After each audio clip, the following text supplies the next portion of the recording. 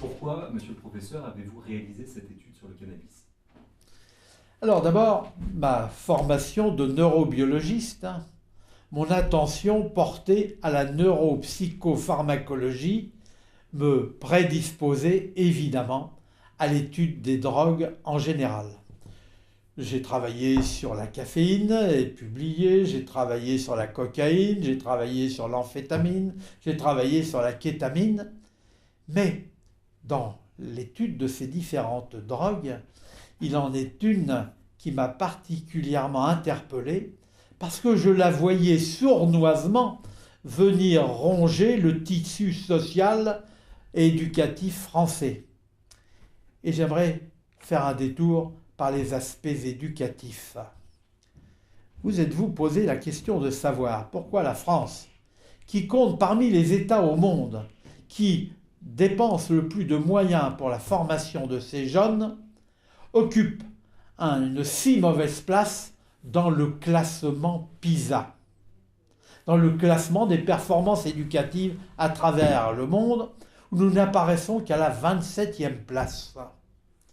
Eh bien, j'affirme, sans avoir tous les outils pour le prouver, mais je pourrais vous donner des éléments de ma démonstration, que si l'on parvient à éradiquer le cannabis de l'espace éducatif, mécaniquement, nous gagnerons au moins dans ce classement une quinzaine de places.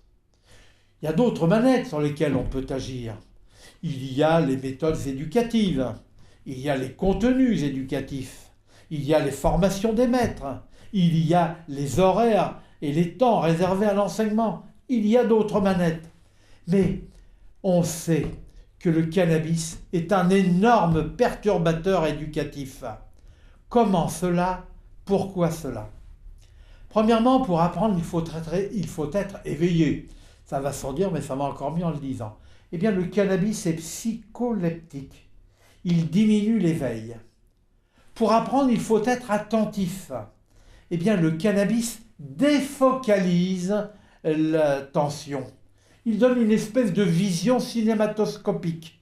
Et qui trop embrasse mal étreint, qui embrase trop de sujets à la fois, est incapable de se fixer sur ce qui fait sens.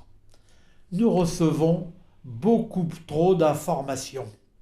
Et dès lors, nous sommes amenés à élaguer ces informations. Nous sommes amenés à en faire une espèce de boulette qui va entrer dans notre hippocampe et qui va s'inscrire sous la forme d'une mémoire de travail, écrit avec une encre sympathique, une encre qui va bien vite s'effacer, et qui s'effacera si un travail ne vient pas à intervenir, qui transcrit ce message avec une encre indélébile dans ce que l'on appelle la mémoire à long terme, l'éducation, la culture. Eh bien, le cannabis, pour des mécanismes neurobiologiques que je n'ai pas le loisir de vous détailler ici, mais qui est passionnant, s'oppose, un, à la formation de ce message initial en perturbant la mémoire de travail et perturbe la transcription de ce premier message en ce message indélébile. Pour apprendre, il faut être motivé, décidé. Eh bien, le cannabis crée un syndrome amotivationnel. Je suis puissant sur place. Je me déclencherai quand je voudrais, mais le moment n'est jamais venu. Une étude récente, publiée dans la très grande revue les Proceedings of the National Academy des Sciences de New York, montre que chez des sujets qui ont été pendant 20 ans sous l'empire du cannabis, on connaissait leur quotient intellectuel au départ, on a mesuré leur quotient intellectuel à l'arrivée, constaté que celui-ci avait baissé de 8 à 9 points, et de constater que si l'on prolongeait l'abstinence, cela ne réapparaissait pas. La fonction crée l'organe, mais à ankyloser durablement cette fonction, eh bien, elle est incapable de recouvrer ses performances initiales. Le cannabis est un énorme perturbateur cognitif Et il est très important de faire passer le message à celui-là que si sa consommation n'est pas trop ancienne et n'atteint pas des niveaux extravagants, eh bien ses chances sont considérables de recouvrer, à l'issue de cette consommation, ses aptitudes intellectuelles qu'il avait au départ. Certes, il y a des circonstances où l'anxiété s'en est mêlée, où les troubles dépressifs sont apparus. Hélas, c'est la rivière sans retour, où les troubles psychotiques se sont installés. Néanmoins, il est dans toutes ces circonstances important d'arrêter cette consommation. Le poison est dans la dose. Eh bien, réduire la dose, arrêter le produit est un phénomène qui doit être en toutes circonstances recommandé. En ajoutant que les consommations qui ne sont pas trop anciennes et à des niveaux trop élevés, eh bien, donnent toutes les chances de retrouver, de recouvrer toutes les aptitudes intellectuelles que le sujet avait avant le début de sa consommation. C'est un grand classique. Tel sujet en classe de seconde rencontre le cannabis. L'année de seconde est ruinée. Il va devoir redoubler.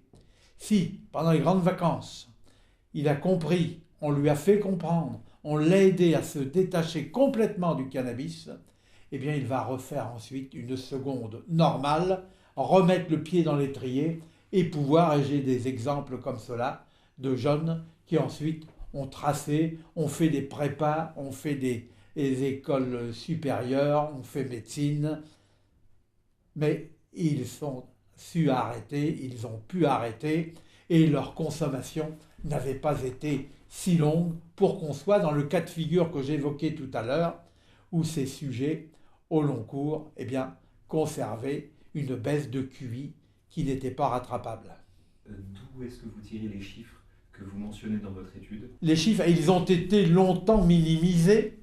Les chiffres, ils ont été longtemps interprétés pour essayer de mettre le plus possible la poussière sous le tapis.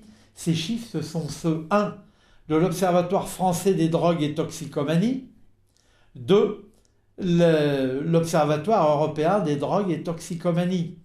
En fait, longtemps, il était impossible de masquer ces chiffres.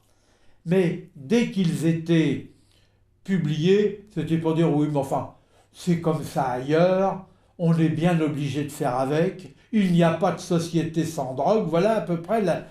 Et puis à un moment, les chiffres sont devenus tellement élevés que là, l'argument était de dire, voyez, le coup est parti et plus rien ne peut l'arrêter. Ça y est, on a dépassé le point de non-retour.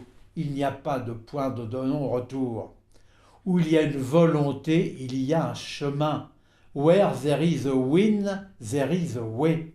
Mais là où il y a, comme en France, ignorance, indifférence, complaisance, on arrive aux chiffres extraordinaires, records qui sont ceux de la France. La Suède a pris tôt la mesure de la folie qu'elle laissait faire de consommer librement le cannabis. Et pour pallier cette situation dramatique, elle s'est dotée d'une législation à l'instar de la législation française. Oui, mais elle l'a fait appliquer. Et pour faire appliquer une loi, il faut d'abord la faire connaître, il faut l'enseigner. Deuxièmement, la faire comprendre. Troisièmement, la justifier. Et ça ne se fait pas en quelques minutes. La Suède a libéré 40 heures d'enseignement de la maternelle à l'enseignement supérieur pour expliquer à toute sa jeunesse les faits et méfaits des toxicomanies. Eh bien, cela a marché. Aujourd'hui, la Suède peut s'enorgueillir de compter, en proportion, bien sûr, on ne compare pas des populations si disparates au travers des États européens. La Suède, à ce jour, peut s'enorgueillir de compter en proportion 10 fois moins de toxicomanes, non pas que la France, ce ne serait pas un véritable exploit, que la moyenne européenne. Quand on veut, on peut. Mais quand on ne veut pas essayer, on dit que c'est impossible. Et comme disait l'autre, J'y suis arrivé parce que je ne savais pas que c'était impossible, parce qu'on ne m'avait pas dit que c'était impossible. Il est grand temps que les décideurs, que le monde politique s'inspirent des politiques qui marchent et non pas du laxisme ambiant qui fait de nous, encore une fois, les plus mauvais de l'espace européen. Et la responsabilité en incombe aux adultes dans leur ensemble, aux parents en particulier. Encore faut-il que les parents soient informés, que les parents soient avertis, que les parents ne s'autorisent pas de faire devant les enfants ce qu'ils deviennent de ce fait incapables de leur interdire.